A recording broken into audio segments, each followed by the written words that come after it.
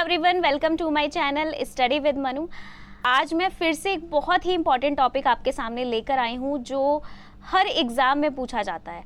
केवल TET, UP TET, C TET या मतलब कोई भी टीचिंग एलिजिबिलिटी टेस्ट हो, आपका केवीएस हुआ, DSSS हुआ और जितने भी और टीचिंग एग्ज़ाम्स हैं, यहाँ तक कि नेट एग्ज़ाम में भी जो नेशनल एलिजिबिलिटी टेस्ट होता है उसमें भी असेसमेंट से क्वेश्चन आते हैं। तो ये अपने आप में एक बहुत ही इम्पॉर्टेंट टॉपिक बन जाता है। तो हर टीचिंग एग्ज़ाम के लिए ये टॉपिक बहुत ज़्यादा इम्पॉर्टेंट है। तो सबसे पहले क्या है, आप समझिए कि असेसमेंट होता क्या है। देखिए, असेसमेंट जो है एक अपने आप में एक बहुत बड़ा टॉपिक है, यानी कि इससे 4 से 5 क्लासेस में ये आपका ख़त्म हो पाएगा। इम्पॉर्टेंट है, इसी वजह से मैं इसको डिटेल में भी पढ़ाऊँगी।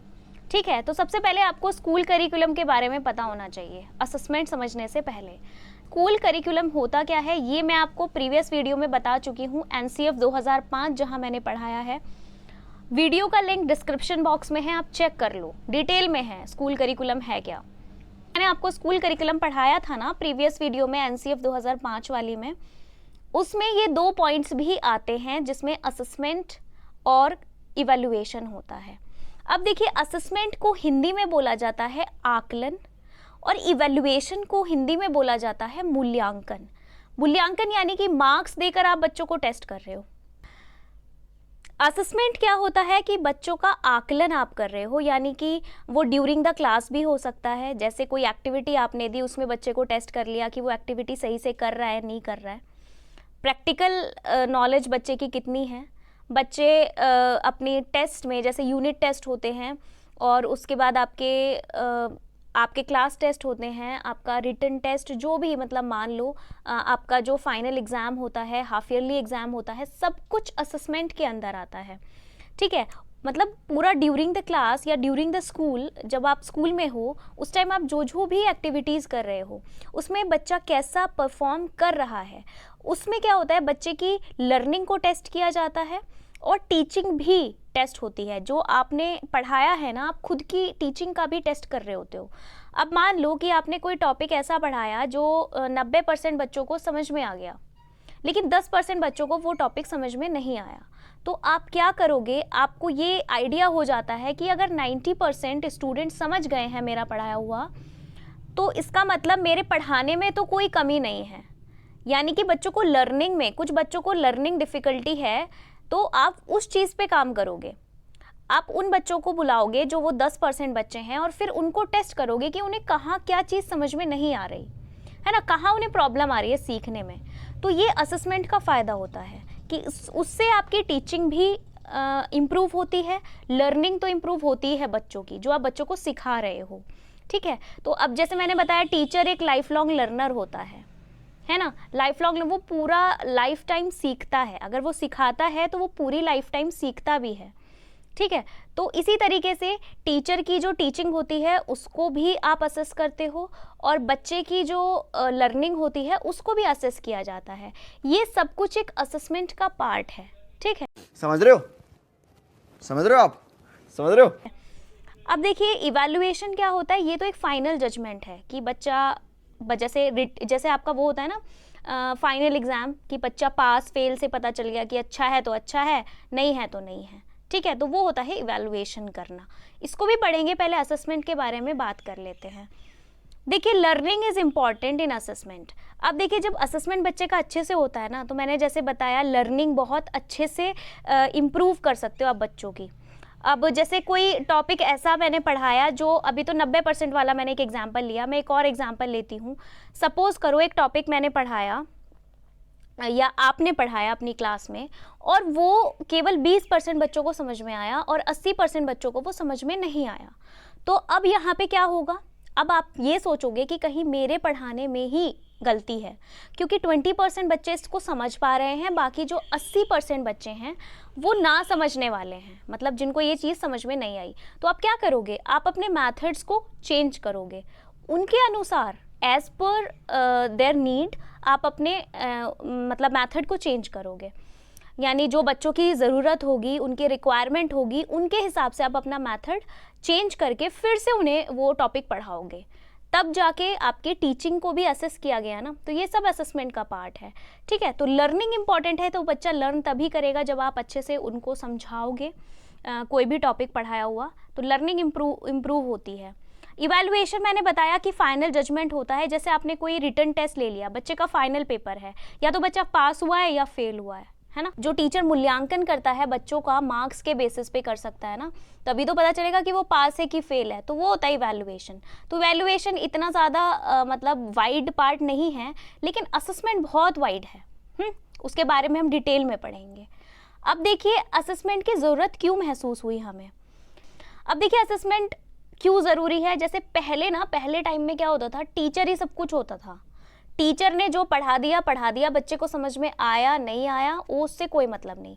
टीचर आया है, उसे बच्चों की सुननी नहीं है, वो पढ़ा के चला जाता है और बच्चों को याद करवा देता है, मतलब रटवा देता है वो चीज़, या बच्चे को समझ में आए ना आए वो उससे कोई मतलब नहीं होता था। तो क्या होता है, बच्चे की जो लर्निंग है ना वो अच्छे से नहीं हो पाती थी, क्योंकि असेसमेंट वाली के नाम की तो कोई चीज़ ही नहीं थी ना। असेसमेंट का मतलब ही ये है कि आप बच्चे को कैसे उसका आकलन कैसे कर रहे हो, मतलब उसको कैसे टेस्ट कर रहे हो, उसकी लर्निंग कैसे इम्प्रूव कर रहे हो, ये सारी चीज़ें असेसमेंट के अंदर आती है, ठीक है। जैसे ग्रुप वर्क होता था पहले, ऐसा नहीं था इंडिविजुअल बच्चा पढ़ रहा है, ठीक है, टीचर ने पढ़ा दिया, उसने कॉपी में नोट किया, घर जाके उसको याद कर लिया, अगले दिन बस जो भी रिटन टेस्ट हुआ या एग्ज़ाम हुआ उसके हिसाब से उसने अपने टीचर को करके दे दिया। मार्क्स के बेसिस पे टीचर उनको क्या कर देता था, इवैल्यूएट कर देता था, उनका इवैल्यूएशन हो जाता था। पहली ऐसी टीचिंग लर्निंग प्रोसेस थी, लेकिन अब ऐसा नहीं है। अब असेसमेंट होता है। अब पूरे साल ऐसा नहीं है, बच्चा बिल्कुल मतलब पैसिव नहीं रहता है, बच्चा एक्टिव है अब, क्योंकि चेंज हो रहा है ना धीरे धीरे, जैसे जैसे टाइम चेंज हो रहा है वैसे वैसे चीज़ें बदल रही हैं। तो असेसमेंट की ज़रूरत बहुत ज़्यादा पड़ी ताकि बच्चे अपनी स्किल्स को एक्वायर कर सकें। दूसरी चीज़, पहले बच्चे क्या होते थे, पैसिव होता था, जो टीचर ने पढ़ा दिया अपना घर जाके देख लिया, उसको बाद याद करके आ गए, अगले दिन टेस्ट दे दिया। लेकिन अब क्या होता है, ग्रुप में बच्चे काम कर सकते हैं, ग्रुप एक्टिविटी होती है ना, बच्चे एक दूसरे से क्रॉस क्वेश्चनिंग करेंगे, ग्रुप डिस्कशन होगा। जब ग्रुप डिस्कशन होगा, क्रॉस क्वेश्चनिंग होगी, तो उनकी अपनी कॉग्निटिव डेवलपमेंट अपना उनका बहुत अच्छा होगा, अच्छे से हो पाएगा, नॉलेज बढ़ेगी तो लर्निंग इम्प्रूवमेंट होगा, लर्निंग में इम्प्रूवमेंट होगा तो वो क्या करेंगे, अपने गोल्स को अचीव कर पाएंगे अच्छे से, है ना भाई। लर्निंग अच्छे से हुई होगी तो बच्चा अच्छे से डेवलप होगा ना। जितने भी मैंने आपको डोमेन्स पढ़ाए हैं डेवलपमेंट के, एक दूसरे से इंटर रिलेटेड हैं, तो जो भी डेवलपमेंट है, जो जितने भी डोमेन्स हैं वो भी अच्छे से हर फील्ड में बच्चा, हर डोमेन में बच्चा अच्छा होगा, है ना।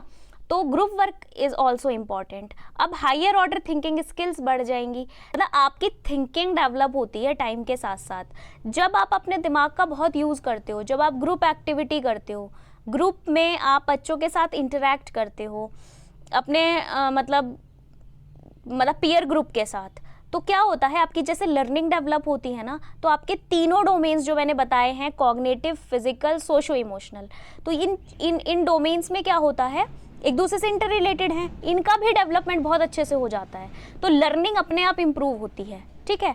तो एक्टिव रहोगे तो लर्निंग इम्प्रूव होगी, अगर पैसिव रहोगे तो आप कुछ नहीं सीख सकते, ना आप कुछ सिखा सकते हो, ठीक है। तो ये मान लो बच्चा 6th क्लास में है, ठीक है, 6th क्लास उसने पास करके वो 7th क्लास में आ गया, नया सेशन स्टार्ट हो गया। अब कुछ होता क्या है, 7th क्लास का कोई साइंस का टॉपिक है जो 6th में भी बच्चा बेसिक चीज़ें पढ़ के आया है ना। तो जब आप उससे क्वेश्चन करोगे, 6th क्लास का वो क्वेश्चन आप उससे कर रहे हो, तो आप चेक कर रहे हो उसको प्रीवियस नॉलेज उसकी कैसी है। अगर वो बता देता है ना, तो अगर वो बता देता है कि उसका सही आंसर दे देता है आपके सवाल का, तो आपको रियलाइज़ हो जाता है कि अच्छा उसकी जो प्रीवियस नॉलेज है वो अच्छी है, यानी उसने पढ़ा है, अच्छा पढ़ा है। पहले टाइम में क्या होता था, जैसे बच्चा नया क्लास में आया, टीचर ने अगर कोई क्वेश्चन भी उससे पिछली क्लास का किया, उसको याद नहीं रहता था। क्यों नहीं रहता था, क्योंकि लर्निंग उतने अच्छे से नहीं होती थी। उसे समझ आया नहीं आया, उसने रट के लिख तो दिया, वो रट लिया, आंसर याद कर लिया। आप लोगों के साथ भी शायद ऐसा हुआ हो, जब आप स्कूल टाइम में हो तो रटने पे बहुत ज़्यादा जोर दिया जाता था, टीचर लर्न करके आओ, यही लिख के देते थे हमारी नोटबुक में भी, जब हम छोटे छोटे थे। मैंने ये चीज़ें फील की हैं। हाँ पे टीचर्स लर्न करने के लिए कहते थे, और भले ही हमें समझ आया वो चीज़ या नहीं, उससे उन्हें कोई मतलब नहीं होता था। हम याद करते थे, अगले दिन सुना देते थे, लेकिन जब हम नेक्स्ट क्लास में आते थे तो वो गोल हो चुका होता था, ज़ीरो हो चुकी थी उसकी नॉलेज, उस प्रीवियस क्लास का कुछ भी याद नहीं रहता था। तो ये चीज़ें होती हैं, प्रीवियस लर्निंग रिटेन करने के लिए असेसमेंट ज़रूरी है।